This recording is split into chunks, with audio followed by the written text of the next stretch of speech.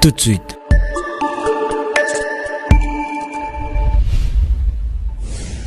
Le journal.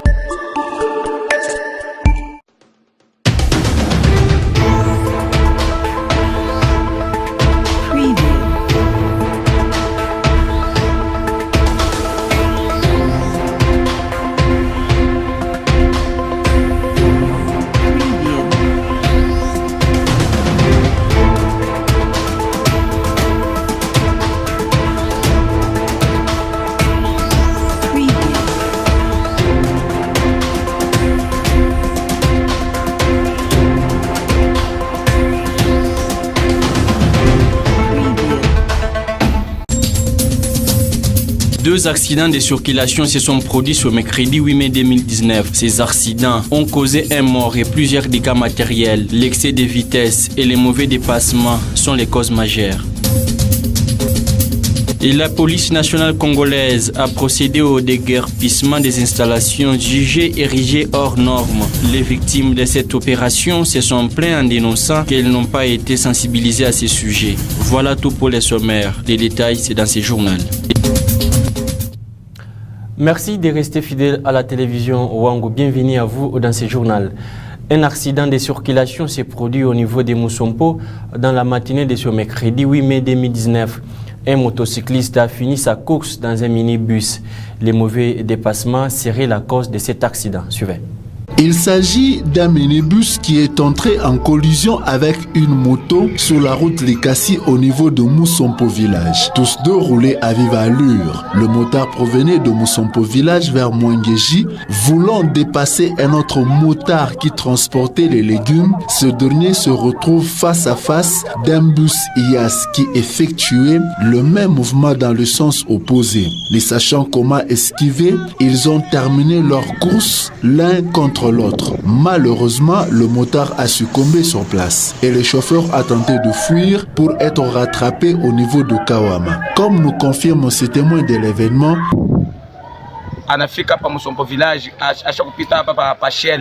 il était au niveau de la station Shell, voulant de passer un autre motard qui transportait les légumes. Et de l'autre côté, les bus qui venaient dans le sens opposé, voulant aussi de passer un autre bus qui était devant. C'est alors que ils se sont entrés en collision. La dépouille de la victime a été acheminée vers la morgue de Mwengeji par une jeep de la police. La famille et les amis sont restés inconsolables. Le mort était âgé de 30 ans et répondant au nom de Amos Mbayo. Un autre accident de circulation s'est produit l'après-midi de ce mercredi 8 mai 2019 aux alentours de la poste.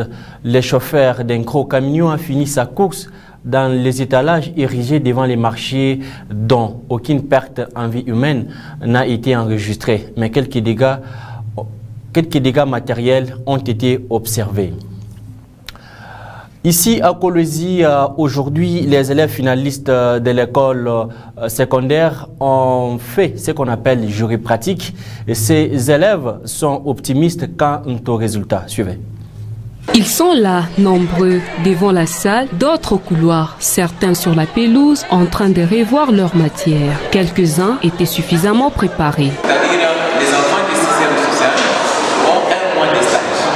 Après le 1 mois de stage, ils sont appelés à passer par la défense de leur rapport de stage. C'est ainsi que vous voyez, maintenant les enfants sont en train de défendre leur rapport de stage. Ils sont très à l'aise.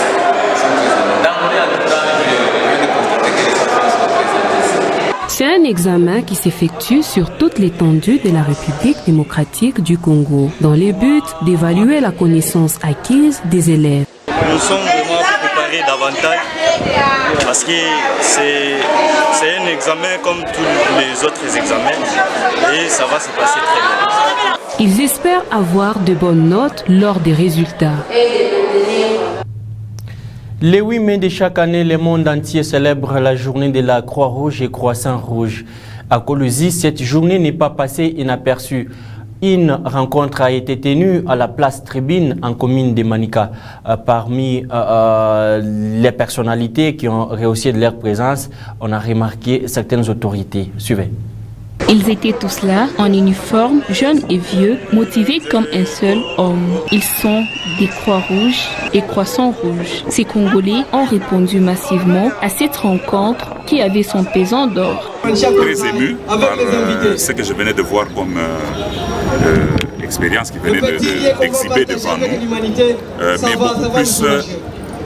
Nous devons respecter le travail que la Croix-Rouge et les Croissants-Rouges sont en train de faire pour la communauté. Parce que c'est un volontariat qui dépasse tout ce qu'on peut s'imaginer. Venus de tous les coins et recoins du Lualaba, ces secouristes abattent un bon travail dans la province. Une chose à encourager. Le 8 mai est aussi une occasion idoine pour la promotion et le renforcement du respect de l'emblème et la marque Croix-Rouge au niveau national et global. Mais les difficultés sont nombreuses. Nous n'avons pas un moyen de déplacement pour superviser toute la province de Lualaba. C'est depuis 1859 que cette organisation œuvre dans les bénévolats. Plus d'un mois après la cooptation des deux chefs coutumiers à l'Assemblée provinciale du Lualaba, les chefs Luangu Kalol Kalend Kabamba 3 est monté au créneau ce mercredi 8 mai 2019 pour fustiger la procédure de la commission mise sur pied par le Parlement. Il dit avoir rempli tous les critères requis pour être coopté à l'hémicycle de Lualabé. Suivez-les ici au micro d'Emi Kantenga. Dans les territoires de Sandoa, c'est moi qui ai été choisi par mes pères, chefs coutumiers, chefs de groupement et chefs de chefferie, confondus. Dieu a Kouyapa comme député provincial. Mais la CENI a refusé, la Cour a refusé. Nabo, n'a pas argument yabo. Est-ce que les lois là-bas, Moukopaka, les rondelles et chokwe? C'est la question que je me pose. Il n'y a que les rondelles et chokwe. Chez moi, par exemple, la chefferie de Kaimbe, je gère les chefs de groupement Loupa. Et ces gens-là, comme on est Ripika Pakilari, il n'a pas droit, il y a quoi député au Lualaba? Parce qu'il est du Lualaba, ou Tampele Kawapi. J'ai des chefs de terre Louba, ou Tampele Kawapi. Ça, c'est quelle injustice. Donc, il est injustice. Moi, monsieur de la presse, Moutoche profession libérale, dont à Pamunona, il y a Maître Dona, il fait la profession libérale, Nikufunda Kwaki, mais Mwangare, ma institution provinciale. Mwende Moutoche, Moutoto Akaime, Moukulumwa, Assassin, Yéhouyu, conseiller au gouverneur, ou à ministre, ou à Nani, à Mounata. Ça, c'est une injustice. Il faut que le Lualaba reflète cette image-là, même dans les fins fonds. Quelqu'un qui vient de Mboujima, il arrive à Kaïme. On est fiers, je trouve à Lualaba. Certains vendeurs de l'avenue Kamina déplorent le guerpissement de leurs installations sans préavis par les éléments de la police nationale congolaise. Ces réclamants venir de la commune de Manika.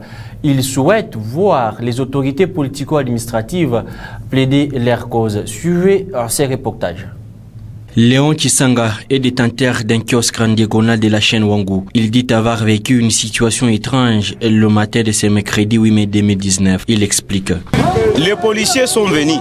Alors ils sont venus ici sans avertissement. Ils ont commencé à faire du désordre. Ils ont pris le sac de braise. Ils ont pris quelque chose qui était étalé sur la table. Ils sont partis avec, il y avait du piment, il y avait de kip magie et quelques condiments. Des poissons salés.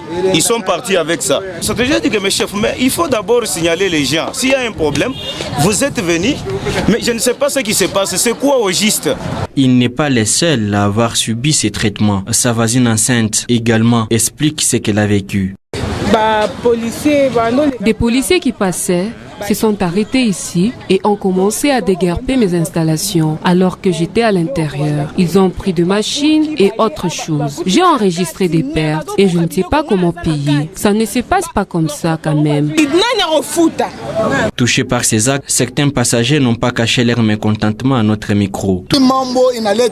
C'est une honte. Les gouverneurs nous avaient promis lors de la campagne qu'il travaillera pour la population et nous l'avons voté. Par rapport à ça, espérons qu'il parlera en notre faveur. Mais malheureusement, la souffrance s'est accentuée. La tracasserie dépasse. L'insécurité également. Voyez un peu comment on l'a tout arraché alors qu'il est infirme.